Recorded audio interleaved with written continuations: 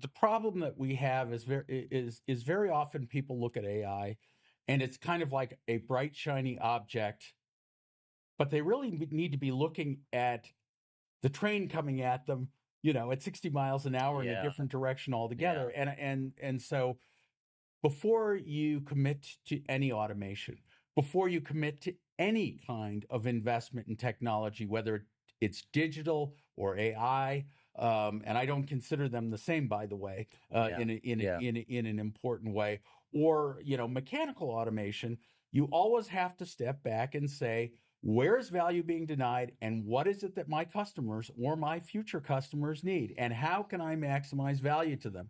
And if you can't answer that question, then you don't know which tools to use or how those tools are going to help you. So, as a staffing agency, the first question I have to ask is, what is it that my customers are really asking for? What is it they need? And where and how can AI help?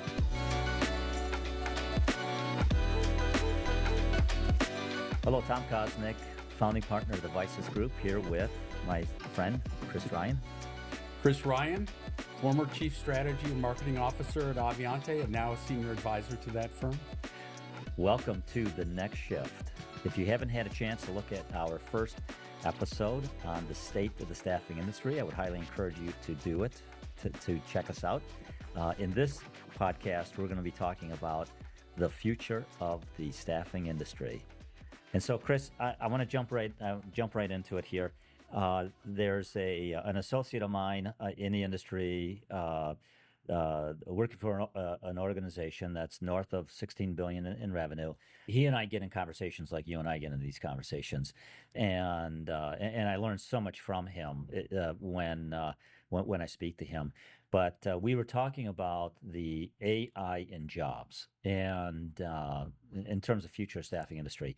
And I just want to say a couple things about that. One thing that he had told me was that, you read in the newspaper about, Google is laying off 20,000. Oh, Microsoft is laying off 15,000. And it seems like every day in the Wall Street Journal, there's some organization that is laying off, X thousands of people.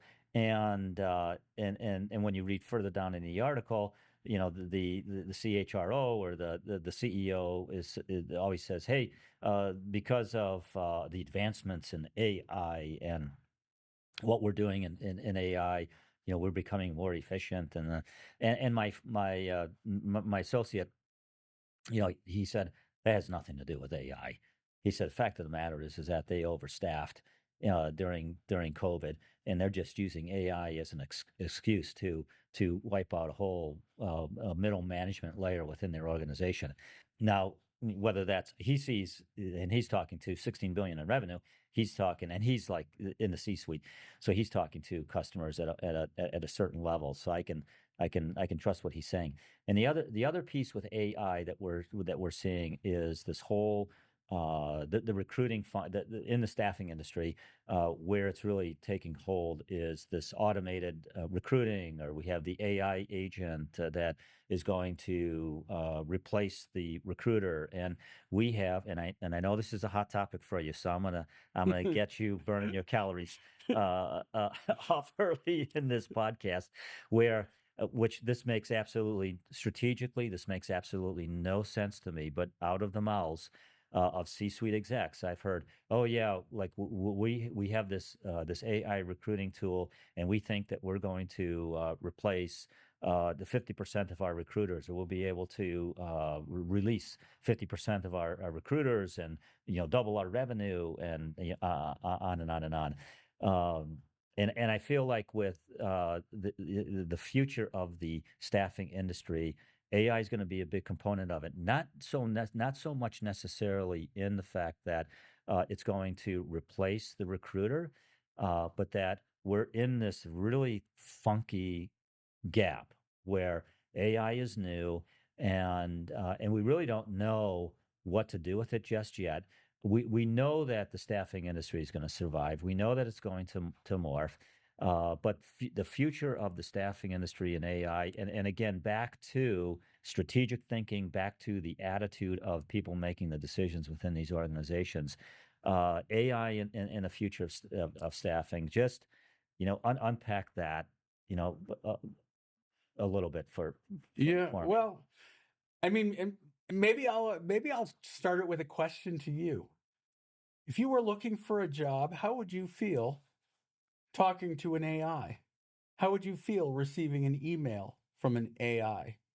How would you feel knowing that your resume, along with 10,000 others, was being processed by an AI? And how would you feel knowing that the AI might not even bother to send you a rejection letter, when it picks 20 or 30 people and provides them to a real recruiter for review. So I think we have to be very careful about our expectations. And I haven't even touched the regulatory part of that question. Oh yes, yeah. So I think that declarations of an AI revolution in staffing are, I won't say premature, I will say misguided and misdirected. Mm, yeah, good point. When I think about that, well, me personally, I mean, I like the human touch. That's me. So I'm just thinking about how I would sell or how I would network with folks through agents or AI connecting and things like that. But there are and again, what's the old saying? You never were their age, meaning that the whole world has changed. And so, but we hear that the preferred means of communication from a lot of folks that are entering the workforce that they would rather talk. I mean, I think the data shows that they spend more time with an AI agent than a human recruiter and things of that nature.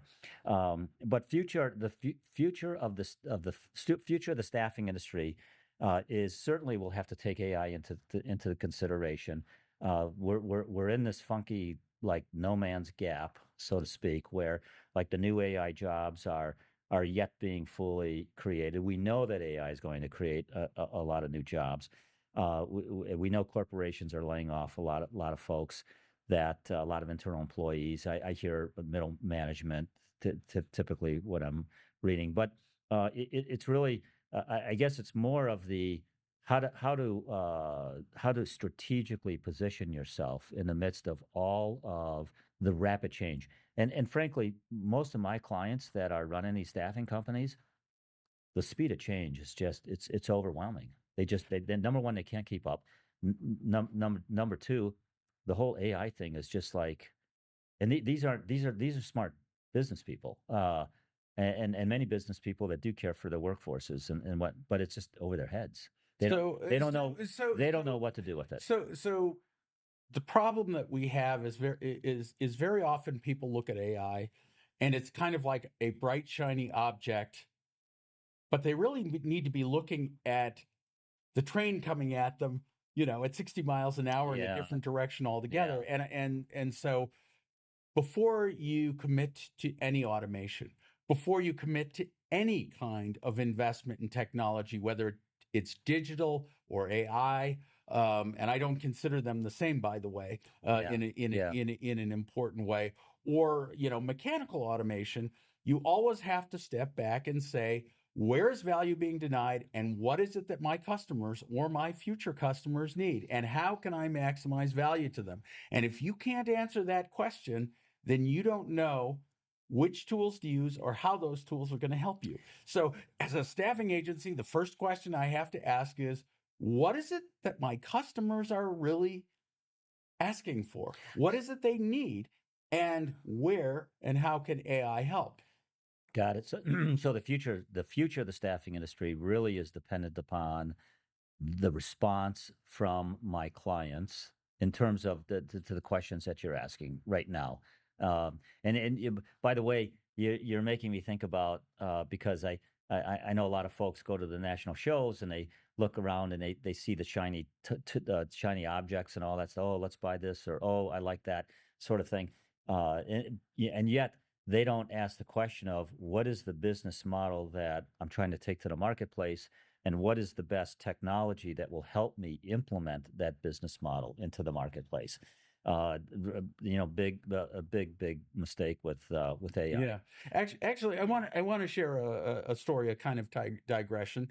One of the reasons I've enjoyed so much working at Avionté as a software company is that I get a front row seat in watching the development and the integration of AI into technology, both in our internal processes as well as in what we're trying to do, for our customers. And so I've been playing with AI now for several years, and I've gotten fairly good at doing certain certain things with it. And I took Anthropic Claude, their latest model, and I pushed it pretty hard. And I said, Claude, you know, under what there are a lot of staffing agencies out there that are focused on trying to figure out how to use an AI large language model, which requires a power plant and reams of data in order to improve a workflow. And my point was, when do you just use Boolean logic and code to write a workflow, and when do you actually need AI? And Claude's response was very interesting. What Claude said was, if you are able to map 90 to 95% of your workflow on a piece of diagram it on a piece of paper, with a comfortable level of certainty, then applying AI in order to improve efficiency actually could make it worse.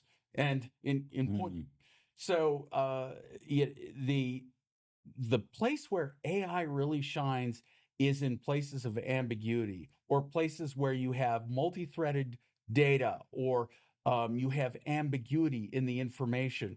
AI will do an absolutely wonderful job of taking all of the sales notes and sales transcripts from 500 or 1,000 calls, summarizing them and identifying the different patterns of questions that your customers or potential customers are actually asking about your software, and then can say, here's where success occurred and here's where success couldn't. There is no Boolean software that can do that, but AI can, and do it very easily. So one of the key things you always have to ask is, where and how can I deliver value, and when is AI uniquely suited to improve what I deliver from a staffing standpoint? And so that's the pushback always to staffing. And sometimes AI can be used at the top of a recruiting funnel in just a certain way, or maybe it can be used to optimize your talent database in some way, or to look for patterns across multiple different systems within your but to have it fixing a workflow because the software company couldn't be bothered to Such actually an create the interesting concept. Boolean Yeah, logic is a no, problem. yeah, no, such an interesting concept, and you really, one really needs to think this through, almost a chief AI officer, or even an AI expert on the from the outside, just to help think through, how AI can potentially, assist in workflows and creating efficiencies and things of that nature. We touched on a little bit in our last podcast. I'm seeing SOW. There are three segments of the emerging new business models in the staffing industry. So, employer of record, I would need to check on this, but professional employee PEOs, professional employee organizations, I believe those are growing. I know that SOW is growing. I know that recruitment process outsourcing is growing. I know that offshore and offshore is continuing to grow, and I know that nearshore is exploding.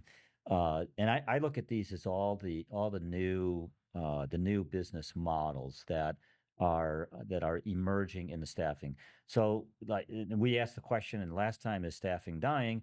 And we basically concluded that, hey, the world is shifting underneath the feet, not only of staffing executives, but of businesses in general, when it comes to the acquisition of labor, utilization of labor, in terms of what one in the business is trying to get accomplished.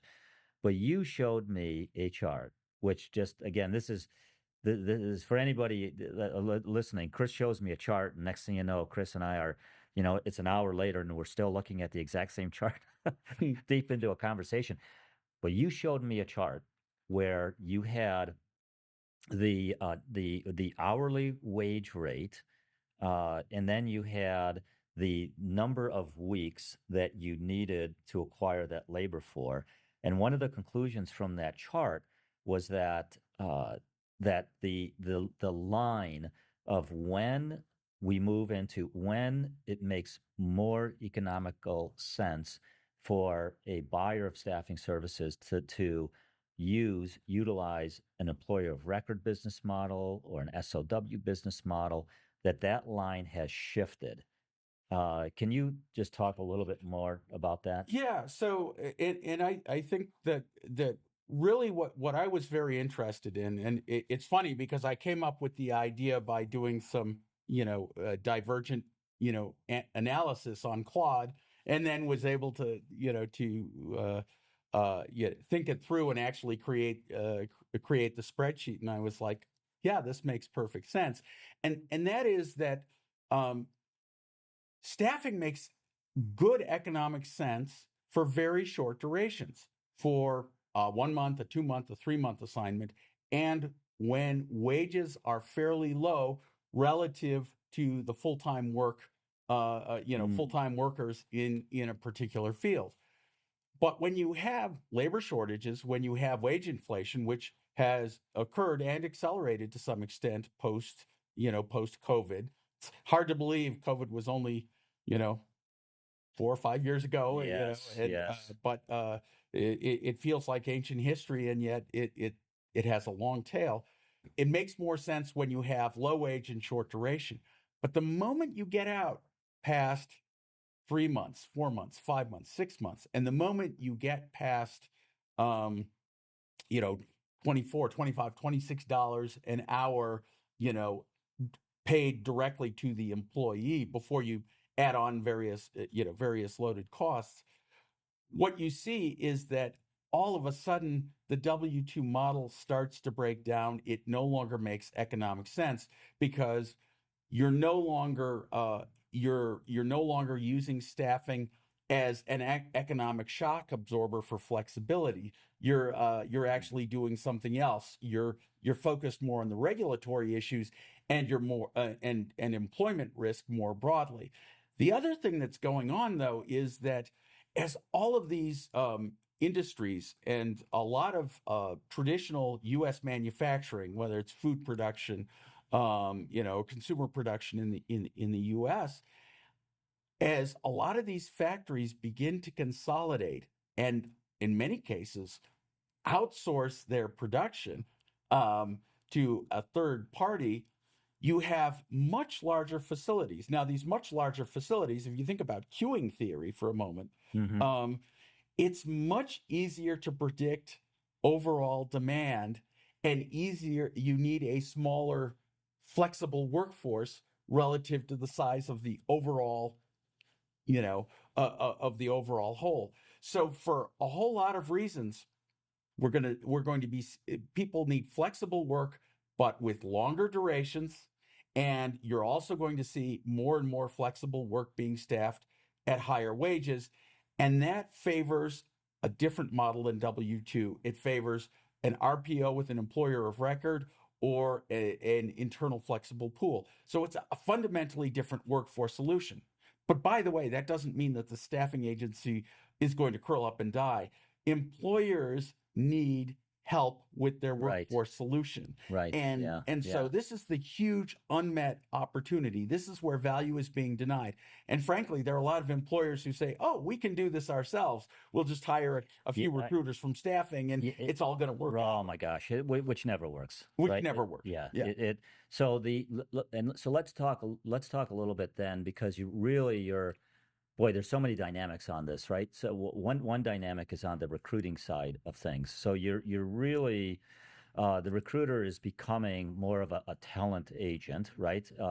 And the other dynamic is then how do I create a for lack of a better word, how do I create a pool of candidates that are looking for flexible, looking for a work relationship that's not that traditional 40-hour a week work relationship.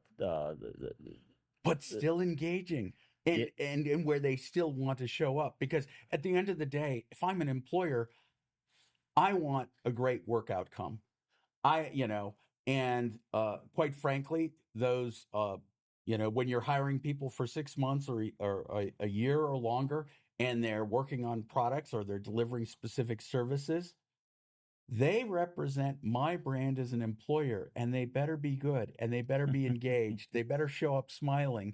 Um, and so if I'm an employer now, I'm going to be looking for a staffing partner or a workforce solutions partner who is an employer of choice, somebody who actually attracts and retains the talent. You can't have 350 or 450% turnover it's a reinvention of the whole staffing model. model, Yeah. right? But both on the fulfillment side, but also in terms of like building. It's one thing to worry about engagement with salespeople and recruiters and back office folks, right? I mean, and that's an area where I think a lot of corporations just overall could always improve on. But now we have to think and put in place certain activities to engage, build a culture, and engage the temporary workforce and understand their motivations, and that is going to be part of that new value proposition that a staffing company is going to be providing potential clients. Yeah, Yeah. I think that's exactly right. If I'm an employer, what I want to hear from a staffing agency is we can find people that you can't find. We can attract people that you can't attract. Um, and the people who work for us prefer us and are more likely to stay with us than any of our competitors. And oh, by the way, we understand your industry. We understand the jobs that you need filled. We understand what that pipeline needs to look like. And we are constantly retraining our talent so that they will always be ready when you Yeah, are. I've never liked that question. When does a staffing company become a technology company? The really question that we need to be asking is that when does a staffing company become an organization that knows how to attract, engage, and retain a highly specialized skill set or group of employees? Yeah, Uh, and uh, I mean, skilled trades is a great example of that. yes, right. It's like all of a sudden, Yes. skilled trades are hot with all the commercial construction, with all the AI construction, Yeah. high quality commercial electricians willing to travel. Yeah. They're an unusual breed. You know where and how you see them. It's kind of like you go to the airport and you get on a plane and you see all these big older guys kind of wearing contractor outfits, and they're all sitting in first class because they've got so many frequent flyer points, and they all look like they could handle themselves, and they got hands the size of mitts. That is your skilled trade workforce, going someplace, Yeah. far away. And those uh, all of a sudden, every staffing agency in the country says, you know what, we're going into the skilled trades industry, because that looks like that's where the action is. But you know what? Um, there are specific companies, and there's some of them are Avionté customers actually, who were already doing skilled trades, and that was all they did 5 or 10 years ago, and they were already extraordinarily good at it, and they knew how to speak the language, and some of their recruiters came from that industry and know what it's like. And who are you going to trust if you're a master electrician Right. than a firm Yes. Yes. run by a Yes. former master electrician? Yes. So Yeah. Yeah. Yeah. it's kind of like that specialization in that guild-like structure. Yeah. It's you're really saying that that the future of the staffing industry are going to be the winners are going to be these organizations. Well, here, let me tell you a quick story. And this came from one of our in one of our peer roundtables. I had a client that was actually in the IT staffing part of the industry. But anyway, he had said, my job is to like I look at my job as like going to the horse track, the horse race, and he said, the horses come out, and and you look at them, and some are big and some are short, and but he said my job is to understand the horses and to know what horses to bet on. And really what he was talking about what he was talking about was the different up and coming IT skill sets. What are the IT skill sets that are going to become hot? Just like now, the trades are hot because of all the construction going on with data centers and that sort of thing.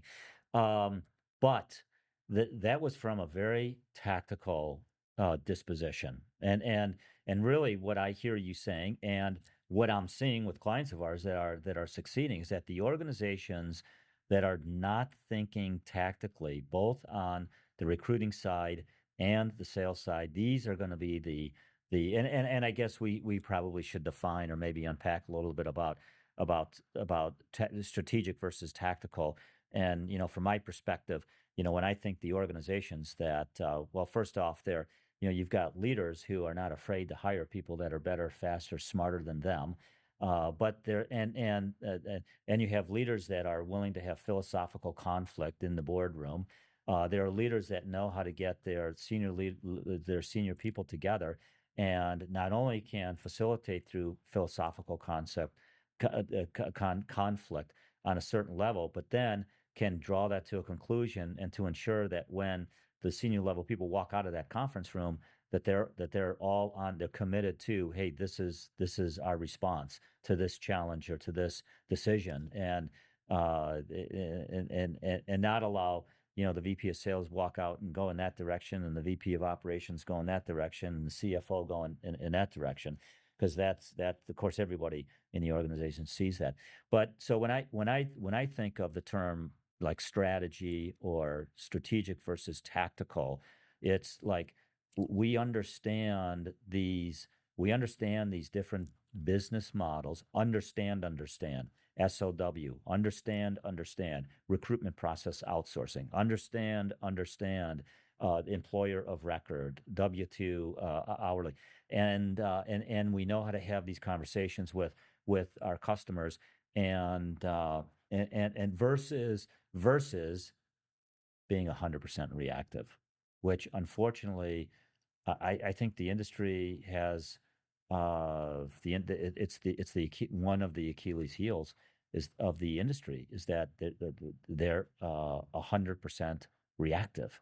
And so future staffing is, you got to bring that strategic talent, that strategic dynamic within your organization. So this presents a really interesting organizational challenge for staffing agencies, and I say this with some affection. Really great staffing agencies so often have to react within 30 minutes, within 60 minutes, Yeah. within an hour. There is this constant pressure week to week. If you're closely aligned with a customer, then sometimes on an operational basis, you can be up till 2 in the morning solving a very Sure. practical Yeah. problem. Yeah. And this has been, one of the hallmarks of really great staffing agencies in one respect, is that whatever it takes, whatever walks in that door, whatever is flung at them, they will take it, they will work at it, work with it, they will respond to it, and they will help their customers through. But there's a downside to that strength. And that downside is, you don't spend a lot of time thinking about the future, and you don't spend a lot of time saying, what is staffing going to look like in 3 or 5 years, and how do I take my very customer focused but tactical staffing agency and suddenly make them strategic. And you can't lose that day-to-day service edge that is so vital to any workforce solutions company, because work is both strategic and immediate, and that is the fundamental tension. So when I think about it, it really goes down to um, how do you think about reorganizing a staffing agency so that the people who need to be tactical and in the weeds are given Mm-hmm. permission to do so and succeed, while creating the strategic capabilities you need and giving them the room to be able to plan with customers? Now, the thing which is tricky is that ultimately it's hard to be strategic if your customers aren't. So, in some respects, uh, uh, Well, well, anyway, yeah, no, no, you're going back to now these conversations with having a different kind of conversation with the client, yes. and this is not a rebranding. This is not, oh, let's hire a marketing firm to rebrand us. This is really thinking through a whole new business model. Who are we? Who are we? And then incorporating these kinds of conversations and these kinds of strategic dynamics. Uh, but then, well, so for example, and again, I mean, providing valid and reliable data to clients, and having certain conversations about what they're thinking in terms of acquiring labor. And I'm not talking about. Certainly, there is a value in going to a hiring manager and utilizing one of these new tools to say, oh, this IT worker in your marketplace, the going rate is X, and you're posting this job at Y. Well, you're never going to find people, and so you need to go talk to your find. I mean, that's kind of one set of data, but Chris, I mean, the buyers of these. The buyers of staffing services, the guys, the companies that are acquiring labor, I mean, their HR departments are as lost as the staffing companies are. Well, I think there's a truth to that. There not always. Yes, yeah, There is a yeah. certain kind of I will say that the emerging outsource players, the emerging BPO players, are mastering human capital. In many cases they're figuring it out. But broadly speaking, a lot of our departments don't know what questions they should be asking the staffing agency. They know they aren't getting what they need, but they don't know what questions to ask. And the staffing agency, you know, and this is a joke, a joke we have. It's like the staffing agency, the salesman shows up with donuts when they should be showing up with data and information and saying, if you haven't asked me these questions, these are the ones you should be Yeah, asking. it's really well. It's all okay. So it's all part future staffing. Is that these companies that if they want to survive into the future, they're going to have to bring this strategic element into their organization, which is really going to be a shift both on the sales and the operations side, in terms of like how can I continue to deliver on the promise of flexibility and the quick response, but yet how can I continue to how can I understand or bring data to my clients on the strategic level? The I was giving a presentation one time. I think you'll get a kick out of this, but where I said that I tell many of my clients that with all of these new virtual recruiting tools and all that stuff, the HR folks are going to the VP of purchasing, or going to the CFO saying, gosh, I finally figured out how we can get rid of these pesky staffing companies. There's this new AI recruiting tool that is going to magically deliver these A quality candidates at our doorstep. Mm. And of course, what I hear from the staffing companies is that the only thing that has done is delayed the decision to the hiring decision, and then ultimately they come back because these tools they don't they don't know how to use them Yeah. and all that stuff. But regardless, it comes back to that whole dynamic. Future of the staffing is that these organizations need to have certain kind of strategic conversations with their clients. Yeah. And where it really matters is when the employers are starting to centralize their purchasing and HR as they centralize operations, because oftentimes what happens is the decision makers for purchasing staffing who used to be in your local hometown are now Right. 500 miles away in a headquarters. Yeah. So, and the kind of salesperson you need walking into corporate headquarters is a very different animal, Yes, than the yes, one yes, that you yes. send to the local Hey, plant. so the industry, like every sector in the industry, is experiencing some heavy margin pressure, and I really want to talk about this for a little bit here, because managing the margin pressure, and I could talk for the next 20 minutes about example after example after Of example margin pressure, yes. of margin pressure of like the CFO is calling me up and saying, I can't believe, but our national staffing competitor bid and won this at 1.24 markup, and we just don't know how you can make money. And anybody in staffing realizes if I'm manufacturing coffee cups or pens or whatever, there is an economy of scale, right, with product. But when it comes to human capital, there is no economy of scales. I mean, you, Not when the it's local. I mean, yeah, ultimately, all staffing and all employment is local to a yeah. site, to a place, to a person. And so, you have to ask, where do you get the economies of scale versus where do you get the economies from a relationship?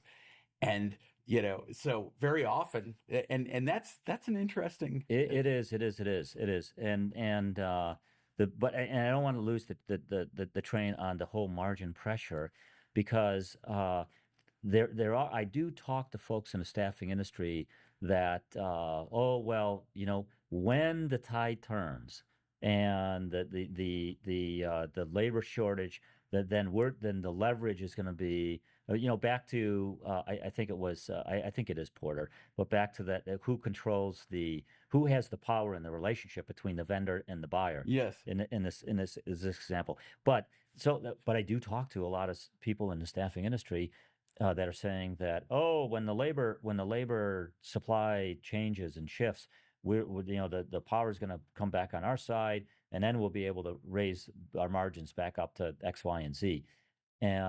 Versus other pundits in the industry, they're saying like 1.24 markup, get used to it.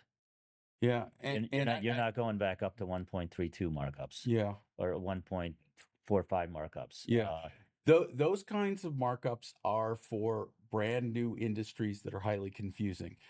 They are not for mature industries that are constantly, taking a small sliver of margin, consolidating and becoming more and more efficient. I could tell you that human capital and changes to human capital is the easiest, fastest way for any corporation in America to improve their short-term quarterly margins. And so, unless there is some sort of extraordinary growth in a sector, they are going to be looking for flexible workforce solutions that have the lowest margins possible. And the other thing I would say is that the most advanced HR departments in the United States have been looking at workforce planning and workforce management as a strategic imperative for more than a decade. They have been thinking about this very, very carefully, and you shave 2-3 points off your total human capital Oh, cost. right. Um, Yeah. you are talking about potentially billions in some cases, billions of dollars added in shareholder value when you think about the multiples, the price earning Yeah, multiple. I was talking to our editor here on the podcast just about why this topic is such a huge topic with all organizations. I mean, it's you have and many P&Ls. The people part of the equation is a significant part of the internal P&L expense. But hey, so back to the future of staffing. Okay, so margin pressure is not going to magically go It's away. not going away. We're not going to see this. We're not going to see this supply power supply chain reverse itself. So the who are okay? No, so back to these business models. Is that can you survive in an EOR, an employer of record? Can you survive as a professional employer? a business model with those organizations, and is that what a staffing company should really be looking at in terms of uh, their future and investing in? Because look, and you and I've talked about this. You got financial capital, you've got human capital. So I can go buy up a bunch of little mom and pops, right? And add another 25, 30, $100 million of revenue. And there's a cost to that, right? But is that really a smart uh, strategy to grow the business when you're only going when the penetration rates and staffing continue to fall, and the W-2 hourly business model is continuing to that again, Chris, this is the thing that we both go to all the national shows. Yeah, we This is the stuff that's not. This is why we're doing this podcast, yeah. right? It's we want to get people thinking differently Well, about venture capitals love roll-up strategies. Buy, No, sure, I know buy they. 20 Yeah, or 30 staffing agencies, put them together, put one single brand, put some, yeah, take right, charge leader who's got good right, financial chops in place, yeah, and, fire all the laggard salespeople, yeah, fire all the laggard recruiters. Um, and, that might work for a year or two. But at the end of the day, I think acquisitions have to be much more strategic going forward. I mean, first and foremost, you have to have a vision about how you are going to serve your customer. You have to have a very tight strategy around how you're going to deliver value, and you need to have stable technological platforms in advance of when you actually, and I say this not as an advertisement for, for Avionté, but broadly speaking, um, so many so many acquisitions of staffing agencies get piddled away in poor execution oh my lord, well, yeah, of technology, of operational discipline, and so sure, on, yeah, or where you've got competing views of what it means to serve a market. So you better know which square of Michael Porter you want to be operating in. yes, You right, have to know who you are. And if you are in a specific segment, like skilled trades, for example, you're probably better off staying close to skilled trades and doubling down and consolidating the niche, consolidating the you want economies of both scope and scale. Um, and you don't want to have competing business models operating under the same roof. Now, having said that, should a staffing agency have more than one service model? hmm And this is a trickier question. If you've got 50 people in your staffing agency and you've never operated as an employer of record before, and you don't necessarily have great compliance procedures, then I'm not going to tell you that you should also be, don't try and do something that you aren't good at. But if I have a sufficient scale as a staffing agency, what I would like to do is I want to have a sales force that are strategic workforce experts in their field. They sell in a consultative way. And I am going to want operational experts at the back end who have the ability to deliver different models, an employer of record model, a statement of work model, a classic W-2 staffing model, perhaps an RPO style model. hmm And they will have slightly different operations. But then I would say uh, the other area is your core recruiting function. In the past, the core recruiting function was often, you know, five different divisions, yes, and the yes. recruiters in one division wouldn't talk to the others. Going forward, I see a very different way of organizing a recruiting engine that can then feed into different delivery models. So we're talking about a staffing agency that has one model of recruiting excellence and has economies of scope and scale in recruiting with different flexible delivery models that can actually serve the different You're industries. you're you're uh, you're reminding me of a conversation I had just last week with a company that is under 10 million in revenue. So the owner operator type business. and they are still doing the staffing. They do the W-2 hourly business model. They do direct hire, but they've added an EOR. And I was talking to the owner of the business, and the owner said, "Well, we have clients that have people that are in other states, but they don't want to register to do business in those states, and either up and coming or growing." And so we started to offer an EOR offering to our clients. And she said, like their headcount has grown quite a bit over the last in 2026. They've been struggling for the last 3 years, but here's a little, owner operator business that again saw a need, maybe had certain conversations with their clients, but then started offering EOR services, and they're off and running and back growing again. So I don't future staffing. I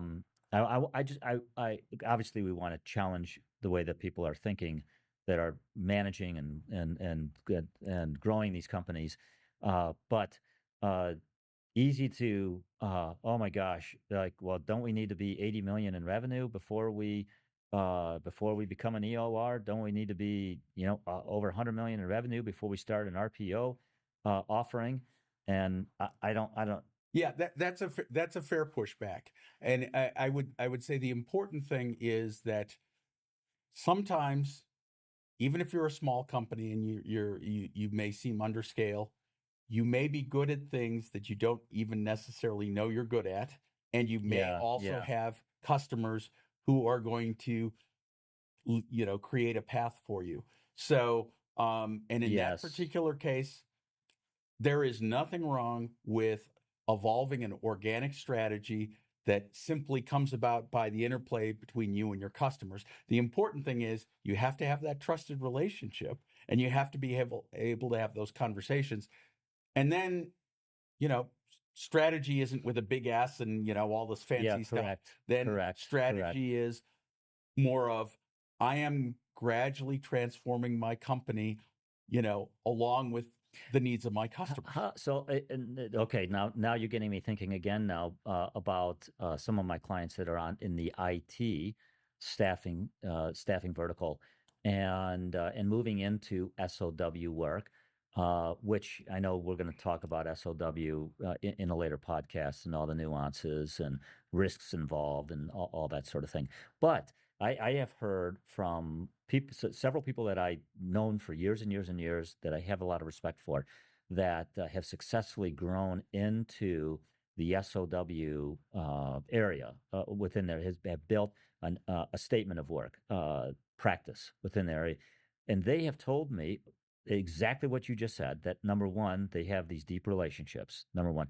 Number two, that they can actually compete against the big boys because in the end, that what the client really cares about is that you have expertise that have done these kinds of projects before.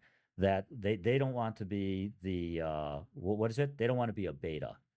Uh, so whatever the project is that you're trying to implement, or the statement of work that you're trying to, that in fact, if you're a small to mid-sized company, you can grow a statement of work practice within your organization. But again, you have to be able to have the right kind of conversations. You have to have the right kind of relationship with the client, and you've got to have the expertise on staff that you can prove to your client that, hey, we have done this. We have a track record. We've got consultants on staff on the bench that have done this kind of work before.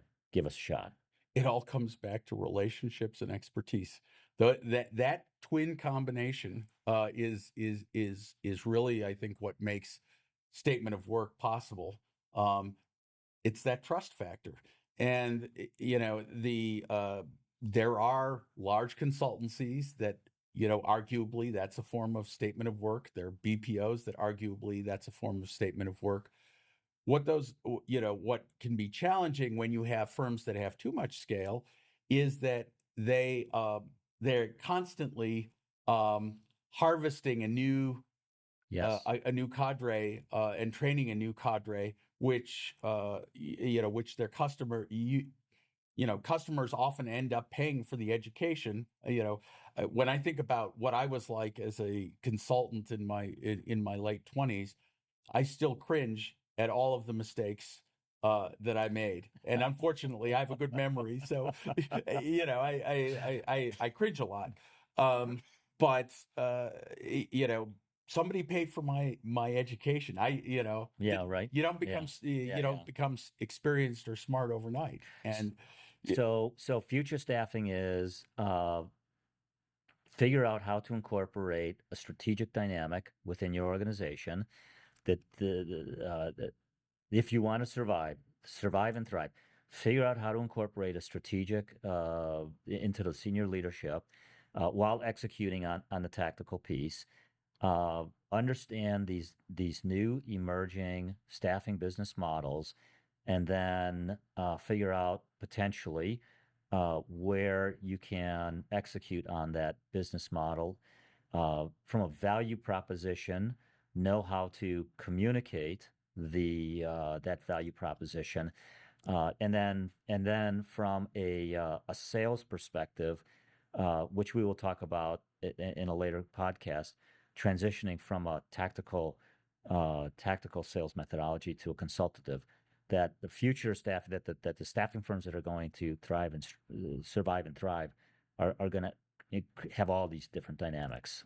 yeah, Yeah. I think that's exactly right. And I would add something else in about about technology, which is that technology, no matter how good it is, you have to have a very intentional strategy first before you make technology decisions.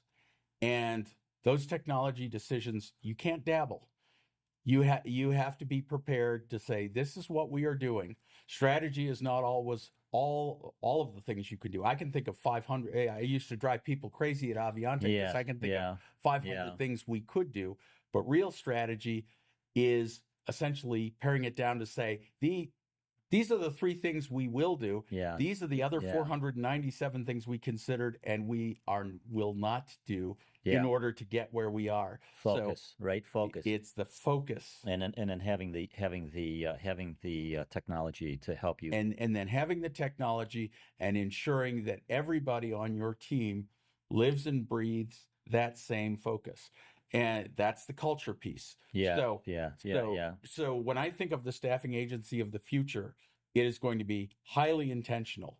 These are they're going to be the salespeople should be thought leaders. They should be people who can walk into a room and Yeah. command the I respect totally of agree. the industry.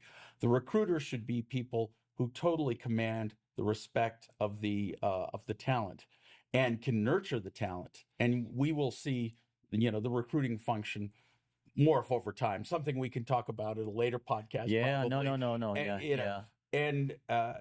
and I think it's really important that we don't just say, here are 5 separate divisions. Here's an RPO division. Here's a W-2 division. The Correct. question is, Correct. are there ways that you can have different operational solutions with one recruiting engine? Because that's where you really get the Yeah. Yeah. Takes a lot of thinking. Takes a lot of thinking. I want to shift our conversation because another dynamic that's happening in the United States, potentially Canada as well, is that there's a business model shift happening with large organizations. So, for example, when I'm in Chicago and I'm driving to my house in Kentucky. It used to be I left Maryville, Indiana, and then I got to where the University of Purdue is, Lafayette, and then it was farmland until uh, the northern part of Indianapolis. Not a lot of the building, but now it's miles and miles and miles of these huge warehouses that are going up, and where there's this whole they call it the Amazoning of great Amazoning of America today. yeah, Amazonization or whatever you want to call it, where product is being manufactured, sent to these warehouses. distributed to doorsteps. But talk a little bit more on how because this is not. Frankly, I haven't heard any of my clients in the staffing industry aware of this happening, but just talk about how large organizations in the United States are, we use the word deverticalization, but basically separating out certain functions. And I know you've got a lot of because this I really believe is is a core fact of these margins aren't magically going to go back up. Yeah. Uh, So this is again, this is one of these external threats to the margin margin rates in the staffing so industry. this is one of the most fascinating economic stories that nobody is reporting on that has occurred literally over the last, That's why I want to talk about it. 5 to 7 years. Everyone is talking about AI. Everyone is talking about the impact of COVID. But the fact of the matter is there were already extraordinary changes underway in America. And a lot of it has to do with traditional Fortune 500 brick and mortar companies, companies that you've heard of every day, like, well, food production or Coca-Cola, is one example. Everyone is rethinking what the corporation looks like. So to give some context, and I think you were the one who told me this. There was one company that you'd put colons, iron ore Well, that's right. yeah, Yeah. it was Dodge Main. yeah, Yeah, three chemicals went in one end and a car came out on the other end. It was the only manufacturing plant where they had a foundry, they had a tire make, they had like they did everything. they did everything. They did absolutely Yeah. everything, and the corporation was one large unit. And quite frankly, that made a lot of sense at that time to build a corporation like that, because it would be far too difficult. There was no distribution system. There was no framework of tire manufacturing in the same Mm-hmm. way that there is today, or of metal stamping, or Yes. where you could today, and there are many different examples of it, but at that time it made sense for everything to be under one roof.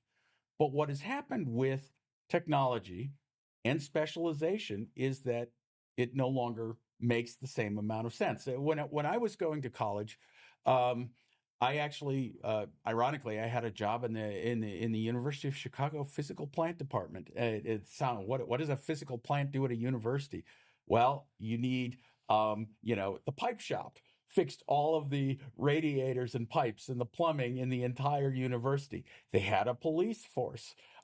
They still do. They had a custodial services. All the janitors were employees of the University of Chicago. All the electricians were so you had this complete group of trades who were employed by the same organization, different FEIN, mind you, but the same organization as astrophysicists and so on. So today you go back there and most of those many of those functions are actually outsourced. The cafeterias are out. Yes. Everything is outsourced, and one of the reasons you can do that is because you have these alternate industries that take one specific function that doesn't make sense within the university employment system, and you create an area of expertise and labor, and you outsource it, and that's where you get the custodial services, the security, all of the different outsource operations.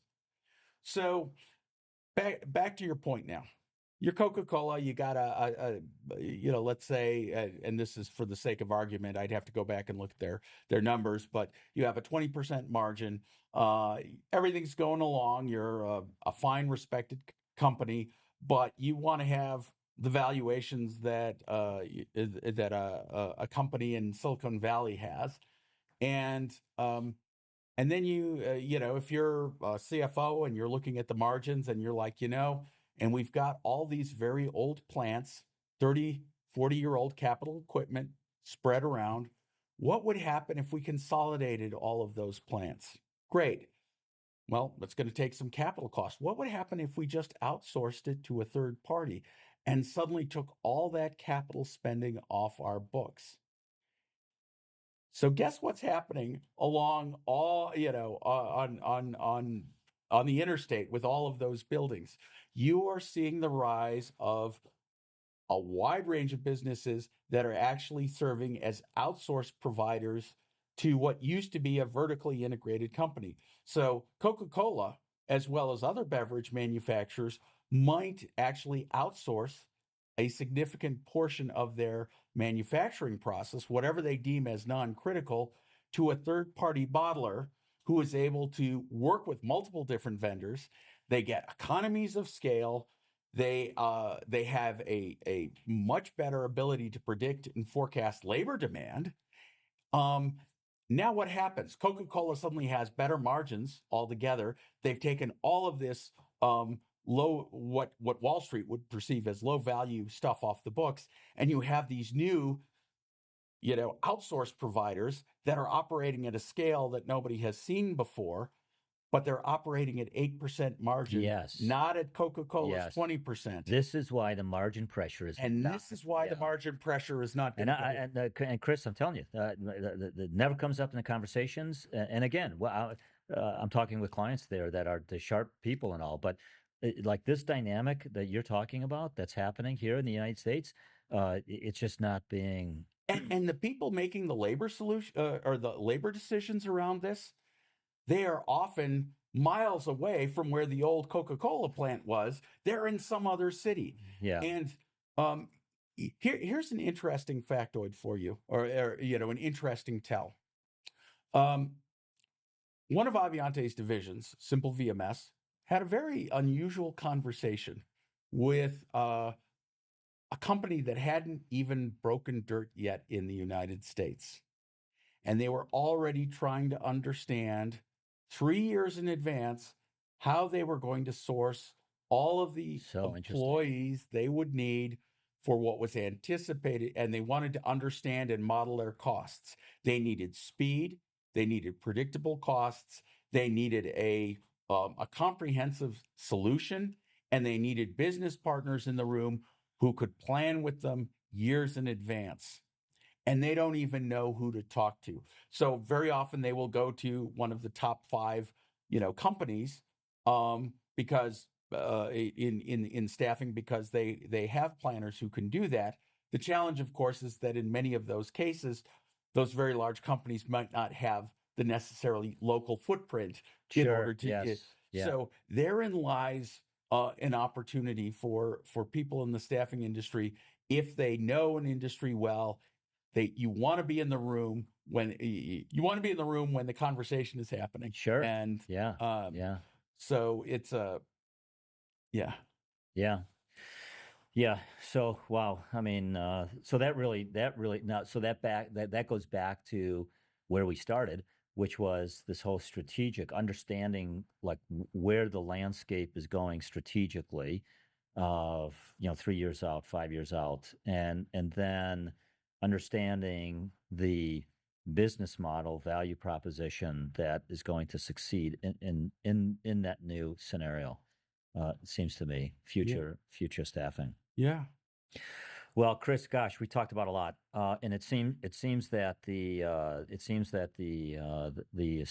firms that are going to survive and thrive, again, they're either have some kind of a recruiting function that can then provide talent in various different emerging new business models. The staffing companies that are going to survive and thrive are going to have a strategic dynamic that is healthy and functioning to make these decisions and understand what's going on, and they're going to have a sales function that is a lot less tactical and a lot more consultative. Yes. Which might be our very next podcast. And I'm looking forward to it. Oh, well, great conversation, Chris. I'm so glad we're doing this. Thanks, Don.